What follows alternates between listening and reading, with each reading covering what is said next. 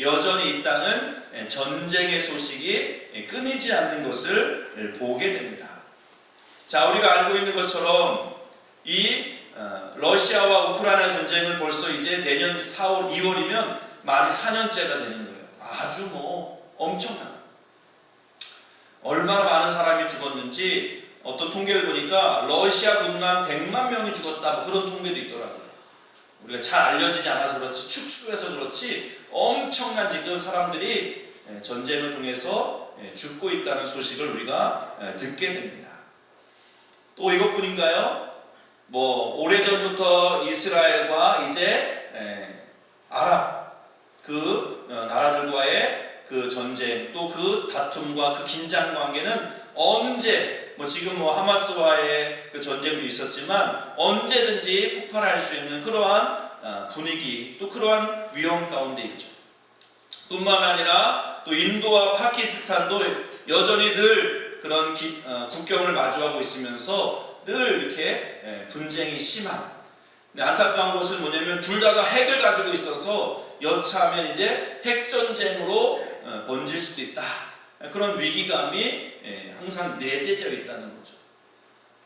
남 얘기, 남 일만 걱정할 때인가요? 우리나라도 북한하고 지금 종전된 게 아니잖아요. 휴전 상태잖아요.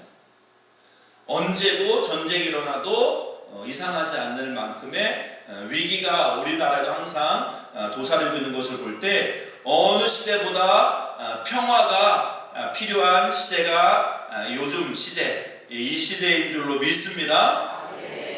자, 그래서 이스라엘도 마찬가지예요. 지금도 이스라엘이 전쟁 가운데 있지만 이스라엘 사람들도 늘 이 평화에 대한 갈망이 있었다는 거죠. 그래서 그들의 인사가 뭐냐면, 우리는 사람 처음 보면 뭐라고 인사하시죠? 그렇죠. 안녕하세요를 인사하죠. 안녕이라면 안녕. 옛날에는 밤새 안녕하셨어요. 그랬죠. 밤새. 왜냐면 밤새 동안 막 전란도 많고 막 그러다 보니까 이제 밤새 안녕하는 게 인사가 되는 거예요. 마찬가지로 이스라엘의 인사는 샬롬이라는 말이에요. 샬롬. 샬롬이라는 말이 히브리어로 평화, 평강, 평안을 의미하는 거죠. 이 나라도 전쟁이 늘 끊이지 않았기 때문에 밤새 안녕한지를 이제 확인하는 거예요. 그래서 만나면 샬롬 샬롬, 평안하셨냐고, 어려움은 없냐, 그것을 물어보는 게 인사가 된 거죠. 이스라엘과 우리나라뿐만 아니라 모든 사람들의 어떤 소망이 있다면 평안한 삶, 근심 걱정 없이 뭔가 좀 이렇게 편안한 삶을 살고 싶은데 우리의 삶은 늘 풍파가 많이 있는 거죠. 그런 가운데 평강의 왕으로 오신 예수님은 어떻게 우리에게 평강을 주실 수 있을까? 우리에게 어떻게 평강을 이루어갈 수 있을까? 우리가 오늘 말씀을 통해서 함께 살펴보기를 원합니다. 첫 번째, 이 평화라는 것은 우리 인간이 만들 수 있는 평화가 아니라는 거예요. 오늘 말씀에도 보면 이는 한 아기가 우리에게 낳고 한 아들을 우리에게 주신 바 되었는데 그 아들의 이름을 평강의 왕이라 부를 거다. 자, 이 아기는 우리가 원해서 우리가 만든 아기가 아니라 하나님께서 우리에게 주신 바 되었다. 하나님이 주셨다는 거예요. 하나님이 왜 주실 수밖에 없었냐? 우리 안에는 그런 평화를 만들 수 있는 능력이 없기 때문에. 왜요? 인간은 이기적인 존재라는 거예요. 더 뺏으면 뺏으려고 하지 서로 평화하기를 원하지 않는다는 거예요. 조금만 힘이 있으면 억누르고 없는 사람 걸 착취하려고 하지, 야, 내가 이만큼 먹었으니까 너도 그만 먹고 너도 먹고 우리 행복하게 살자, 그러지 않는다는 거예요. 개인뿐만 아니라 사회 또 국가 간에도 마찬가지라는 거죠. 어떻게든 더 뺏으려고, 더 우리가 더 많이 이익을 얻으려고 하지 상대 국가를 도와주고 상대 국가의 편리를 봐주는 그런 나라는 없다는 거예요. 자국 우선주의. 미국도 보면 자국 우선, 그렇게 아주 잘 사는 나라인데도 더 자기들 더 잘 살려고 아주 관세 폭탄을 매기고 다 그렇다는 거예요. 미국만 뭘 할 게 아니라 우리 내 자신을 보면 그렇다는 거예요. 이기적인 존재라는 거죠. 더 가지려고 하고 더 누리려고 하고 내 것만 챙기려고 하지 이웃이 어떤지, 이웃이 지금 굶주리고 있는지, 뭐 배고픈지 별로 관심이 없다는 거죠. 그렇기 때문에 이 평화는 우리가 만들 수 있는 평화가 아니라는 거예요. 하나님이 우리 가운데 주셔야만 우리가 평화를 누리게 되는 줄로 믿습니다. 왜냐하면 이 평화라는 것은 세상이 말하는 평화랑 다르기 때문이에요. 세상의 평화는 전쟁이 없으면 평화라고 해요. 휴전 상태, 싸움이 없으면 평화로운 시대다 라고 이야기하죠. 그래서 어떤 심의 긴장 관계가 깨지고 아예 심이 이게 완전히 불균형 상태가 되면 오히려 싸움이 안 나기 때문에 그러면 전쟁이 돼요. 로마가 그랬잖아요. 로마가 팍스 로마, 그렇죠? 로마가 강력한 힘을 가지고 있으니까 대적자가 없어요. 그러니까 평화로운 시대가 되는 거예요. 근데 성경이 말하는 그런 평화는 그런 평화가 아닌 거죠. 어떤 누가 강력한 힘을 가지고 있어서 감히 덤비지 못하니까 평화로워지는 그런 평화를 말하는 게 아닙니다. 그러면 성경이 말하는 평화는 뭘까? 바로 이제 모든 사람이 온전해지는 것, 특별히 하나님과의 관계가 회복되는 것을 의미합니다. 우리 안에 왜 이기적인 마음이 욕망이 가득 찰까? 그것은 하나님과의 관계가 깨어졌기 때문에. 언제부터 사람이 다투기 시작했나? 죄가 들어오면서부터 인간이 싸우기 시작했다는 거예요. 서로 핑계를 대고 미루고 하기 시작하는 것이 아담과 하와가 죄를 지면서부터 평화로웠던 그 사이가 깨어졌잖아요. 그래서 서로 책임을 전가하고 네 탓이니 내 탓이니 그러면서 이제 그런 싸움이 시작된 게 바로 죄가 들어오면서부터 그렇게 시작된 거거든요. 그럼 반대로 어떻게 하면 평화로운 시대가 될까? 이 죄의 문제가 해결되어야 되는 줄로 믿습니다. 자, 태국과 캄보디아 전쟁이 나니까 이 트럼프가 나서가지고 평화협정을 맺게 했어요. 근데 어떻게 평화협정을 맺었냐면 너희들 전쟁 안 멈추면 관세폭탄 때린다 막 그러니까 너희랑 수출을 수입 안 한다 그러니까 애들이 겁먹고 그럼 우리가 못 살 것 같으니까 울며 겨자 먹기로 도장을 찍었단 말이에요. 근데 이게 얼마나 오래 갔어? 금방 그게 조약이 그냥 유야무야 된 거죠. 힘으로 하는 평화는 오래 가지 못하는 거예요. 인간이 아무리 노력한다고 해도 인간의 노력으로는 평화가 완전히 영원히 유지될 수는 없다는 거죠. 왜요? 인간은 죄악 덩어리이기 때문에, 욕망 덩어리이기 때문에.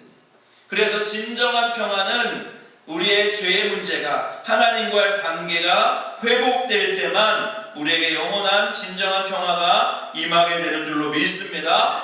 이사야 59장 2절 말씀에서 분명히 이렇게 말씀합니다. 오직 너희 죄악이 너희와 너희 하나님 사이를 갈라놓았고 너희 죄가 그의 얼굴을 가리어서 너희에게서 듣지 않으시게 함이니라.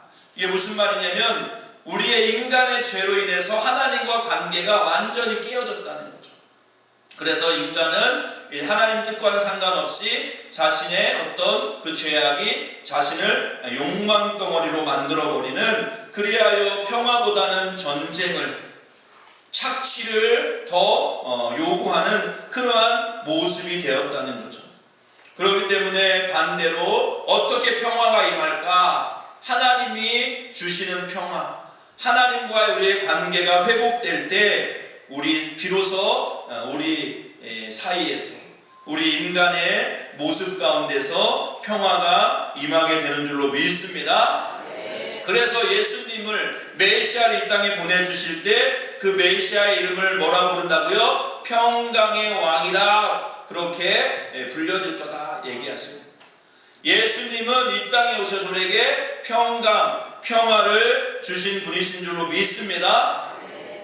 그런데 이 예수님이 주신 평화는 세상이 추구하는 평화와는 다른 모습이었죠. 예수님이 태어날 때 이스라엘은 로마의 식민지였어요. 아까도 말씀드렸지만 로마가 대제국을 이루며 힘이 막강해지니까 팍스 로마나, 그래서 로마가 다스리는 사회가 평화로웠다는 거예요. 그 평화는 이제 강력한 힘에 의해서 전쟁이 없어지는 그러한 평화를 말하는 거죠. 그러기 위해서는 누가 강력한 독재를 해야 되는 거예요. 찍소리 못하게. 근데 그거는 평화가 아닌 거죠. 그냥 숨지기고 있는 것이지 진짜 마음에 평화가 임하는 건 아니죠. 자, 그런데 예수님은 그 로마의 방식과는 전혀 다른 방식으로 우리에게 평강을 주신 줄로 믿습니다. 그럼 어떤 방법으로 주셨냐? 로마는 자신의 강력한 힘으로 다 모든 것을 통치하고 빼앗고 자신의 강력한 힘으로 다스리는, 강압적으로 다스리면서 평화를 유지했지만 예수님은 그러한 방법으로 평화를 주신 분이 아니에요. 그러면요, 예수님은 오히려 자기 자신을 비워 자기 자신을 내어주는 모습으로 이 땅의 평화를 실천하신 줄로 믿습니다. 자, 예수님은 만왕의 왕 하나님의 아들, 말 그대로 하나님이에요. 그런데 그분이 육신의 몸을 입고 이 땅에 오셨다는 것은 엄청난 자기 비움이고 자기 희생이 될 수밖에 없는 거죠. 여러분들이 사실은 재벌 회장님이에요. 재벌집 회장님인데 지금 여기 사북에서 지금 조용히 살고 있는 거, 그게 쉽겠어요? 쉽겠냐고. 엄청 막 말하고 싶어요. 야, 내가 사실은 재벌, 내가 지금 부동산이 수백 조가 있어. 막 엄청 얘기하고 싶은 거예요. 또 누가 나한테 막 해코지 걸면, 야, 너 나한테 까불어 하면서 자기가 내가 어떤 사람인데 하면서 막 자기를 드러내려고 하겠다는 거죠. 그런데 예수님은 자기가 왕이었지만 하나님이었는데 인간의 몸으로 이 땅에 오셨어요. 그런데 왕족으로 귀족으로 오신 것도 아니고 그냥 평범한 목수의 아들로, 태어날 때도 어디 산부인과 좋은 산부인과 태어난 것도 아니고 마구간에 말구 위에 누일 수밖에 없는 그러한 아주 초라한 모습으로 이 땅에 오셨다는 거죠. 그러한 자기 비움과 자기 희생의 모습으로 예수님은 이 땅에 오십니다. 세상이 만들어내는 평화와는 전혀 다른 모습으로, 세상은 자신이 더 많이 가지려고 하고 가진 것을 통해서 이제 평화를 이루는 그런 모습이었지만 예수님은 자신을 다 내어주면서 이루는 평화를 만드신 거죠. 자, 특별히 예수님은 십자가에 자기 생명을 내어놓으심으로 우리에게 하나님과의 끊어진 관계, 무너진 그런 관계들을 회복해 주신 줄로 믿습니다. 에베소서 2장 14절 말씀입니다. 그는 우리의 화평이신지라 둘로 하나를 만드사 원수된 것 곧 중간에 막힌 담을 자기 육체로 하셨다라고 말씀하고 있습니다. 우리가 하나님과 죄로 인해서 이제 단절되었고, 그 단절된 인간은 자기 욕망에 의해서 사람들과 불화하고 싸움 속에서 전쟁 가운데 살 수밖에 없었는데, 그러한 근본적인 무너진 관계를 주님께서 회복하셨는데 어떻게 회복하셨냐? 육체로, 자신의 육체로 허무셨다는 거예요. 이게 무슨 말이에요? 자신이 십자가의 생명을 내어놓으심으로 우리의 모든 죄의 문제를 해결해 주신 줄로 믿습니다. 예수님은 아무런 죄가 없는 분이셨어요. 그런데 예수님이 왜 십자가에 죽으셨냐? 나의 죄, 여러분들의 죄를 해결할 수 있는 방법이 없는 거예요. 그럼 해결하려면 어떻게 되는데요? 피를 흘려야 되는 거죠. 그럼 내가 피 흘려 죽으면, 나는 끝나버리면 그럼 죄를 용서받을 수 없잖아요. 그러니 예수님이 대신 우리의 죄를 짊어지시고 십자가의 지심으로 우리의 죄의 문제를 온전히 해결해 주신 줄로 믿습니다. 그래서 우리는 이 십자가를 생각할 때, 십자가를 바라볼 때, 우리 주님께서 나를 대신하여 십자가에 죽으셨구나. 내가 흘려야 될 피를 예수님이 대신 흘리셨구나. 우리는 그것을 십자가를 통해서 깨닫게 되는 줄로 믿습니다. 예수님은 전혀 세상과 다른 방법으로 자기를 내어줌으로, 자기의 생명을 내어줌으로 우리와 하나님과의 그 무너진 평화의 관계를 회복해 주신 줄로 믿습니다. 그러므로 우리에게 평화를 주실 수 있는 분은 다른 분이 아니라 예수님밖에 없는 줄로 믿습니다. 자, 요한복음 우리 14장 27절 말씀 한번 같이 공독합니다. 평안을 너희에게 끼치노니 곧 나의 평안을 너희에게 주노라. 내가 너희에게 주는 것은 세상이 주는 것과 같지 아니하니라. 너희는 마음에 근심하지도 말고 두려워하지도 말라. 아멘. 우리 주님께서 우리에게 평안을 주시겠다는 거예요. 그 평안은 잠시 있다가 없어지는 평안이 아니라 영원한 평안인 줄로 믿습니다. 우리 인간이 왜 불안해하고 왜 두려워해요? 내가 죄로 인해 망한다는 걸 본인이 알고 있기 때문에, 내가 이 죄 때문에 죽을 수밖에 없고 심판받아야 될 수밖에 없으니 너무나 두려운 거예요. 그런데 우리 주님께서 죄의 문제를 해결하시고 우리에게 영원한 평안을 허락해 주시는 줄로 믿습니다. 그래서 우리가 너무 근심하지 말고 두려워하지도 말라는 거예요. 이 세상에 우리를 사망으로 몰고 갈 것은 아무것도 없다는 거예요. 우리가 많이 넉넉해서 또 재벌처럼 누리지 못할지라도 우리가 하나님이 주시는 그러한 넉넉한 그러한 은혜가 우리 가운데 항상 있는 줄로 믿습니다. 자, 그래서 사도 바울 같은 경우도 빌립보 감옥에 갇혔어요. 억울하게 갇혔습니다. 그러면 억울해야 돼요. 고통스러워해야 돼요. 원망해야 돼요. 하나님, 이게 뭡니까? 복음 전하다가 내가 아무런 잘못이 없는데 감옥에 갇히고 내가 왜 이럽니까? 내 인생 하나님이 책임지세요. 뭔가 억울해야 돼요. 뭔가 누구를 원망해야 돼요. 그런데 빌립보서에서 옥중서신이라고 불리는 빌립보서에서 바울은 뭐라고 그러냐면 주 안에서 항상 기뻐하십시오. 내가 다시 말하노니 기뻐하세요 라고 오히려 우리를 권면하고 있는 것을 보게 돼요. 지금 감옥에 있는 것은 사도 바울인데 밖에 있는 성도들을 향해서 오히려 기뻐하라고 이야기할 수 있는 이유는 이 사도 바울이 몸은 감옥에 있을지라도 이 마음은, 영혼은 하나님과 함께 하시니 주님이 나와 함께 하신다는 그 믿음의 확신 가운데 늘 기뻐할 수 있었는 줄로 믿습니다. 성도들은 그런 거예요. 내가 볼 때 저 사람 되게 경제적으로 어려울 것 같은데, 그러면 인상 쓰고 맨날 입에서 나오는 말은 불평과 불만이고 정부를 향해서 막 독서를 쏟아내야 될 것 같은데, 아니에요. 그 입에서 나오는 말은 너무 감사하고 너무 고맙고 난 너무 행복하고. 아니, 내가 볼 때 뭐가 행복하지? 저렇게 가난하게 살고 저렇게 내설 거 없는데 뭐가 행복하지? 뭐가 감사하지? 그분은 뭐가 많아서 감사한 게 아니에요. 내가 구원받았으니, 내가 나 같은 자를 위해서 예수님이 십자가를 지시고 나를 구원하시고 나를 살리시고 나를 천국 백성으로 삼아주신 그 은혜가 어떤 것보다도 어떤 것을 다 그것을 채우고도 남는 은혜인 줄로 믿습니다. 그러니 성도들은 늘 입에서 나오는 말이 감사하고 행복하고 기쁘다, 그 말이 나오게 되는 줄로 믿습니다. 우리 사북감독에 대한 다니는 성도님들은 말씀도 잘 하셔야 돼요. 억지로 하라는 게 아니라 정말 예수님이 나를 위해 십자가 지셨고 나는 예수님 때문에 하나님 나라 백성 되었고 난 오늘 밤 죽어도 나는 천국 가는 하나님 나라 백성이다. 그 믿음이 있는 이상 우리는 삶에 어떠한 풍파가 닥쳐올지라도 그것 때문에 낙심하거나 절망 가운데 빠지지 않고 다시 일어나고 다시 소망을 붙들게 되는 줄로 믿습니다.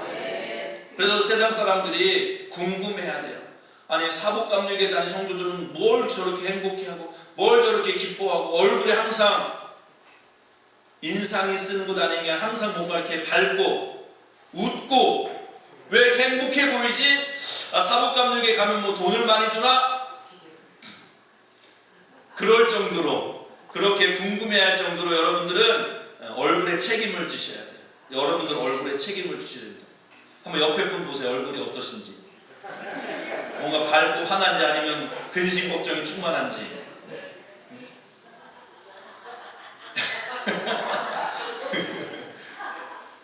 우리가 그런 말 있잖아요. 인생 나이 40대면 자기 얼굴에 책임을 져야 된다잖아요. 그렇죠?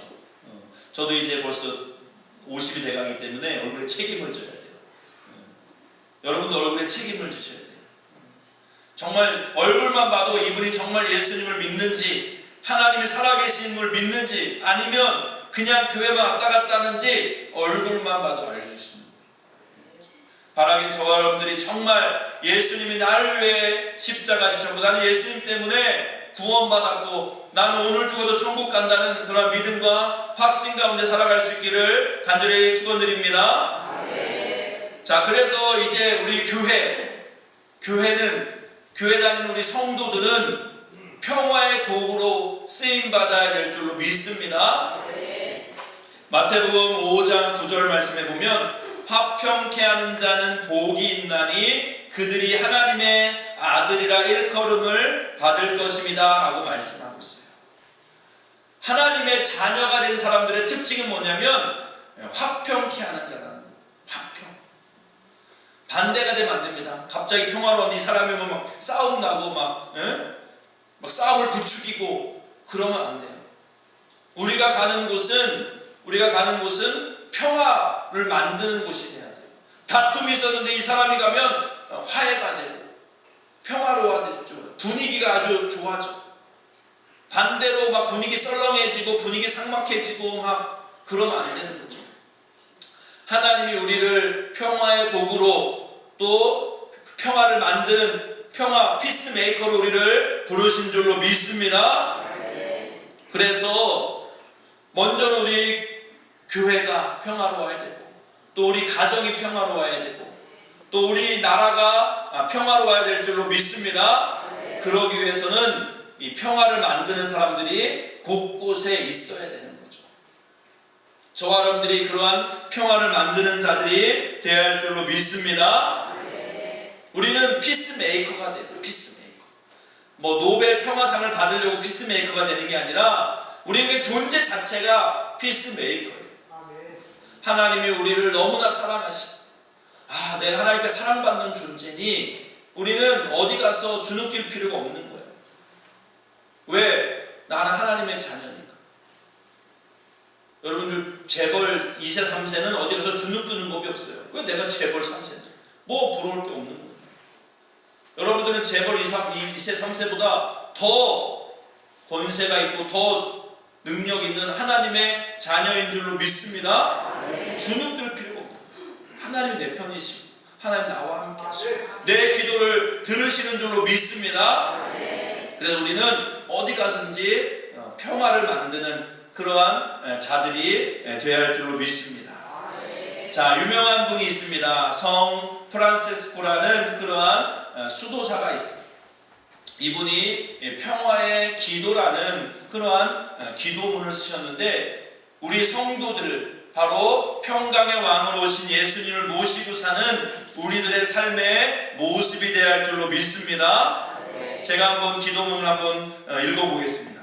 주님, 저를 당신의 도구로 써주소서. 미움이 있는 곳에 사랑을, 다툼이 있는 곳에 용서를, 분열이 있는 곳에 일치를, 의욕이 있는 곳에 신앙을, 그릇됨이 있는 곳에 진리를, 절망이 있는 곳에 희망을, 어둠의 빛을, 슬픔이 있는 곳에 기쁨을 가져오는 자 되게 하소서.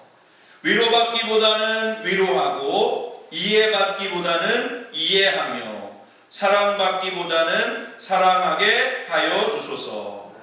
우리는 줌으로써 받고 용서함으로써 용서받으며 자기를 버리고 죽음으로써 영생을 얻기 때문입니다. 아멘. 우리는 영생을 이미 소유한 자이기 때문에 작은 것에 일이 일비지 않고 작은 것에 목숨 걸고 싸우지 않아요. 왜? 우리는 더 큰 것을 얻었기 때문에, 더 큰 것을 누리고 있기 때문에 작은 것에 우리는 다투지 않는다는 거예요. 세상 사람들이 왜 다툴까요? 그게 전부라고 생각하니까, 물질이 전부라고 생각하니까 그 물질 때문에 막 싸우는 거예요. 근데 우리는 물질이 전부가 아닌 걸 알잖아요.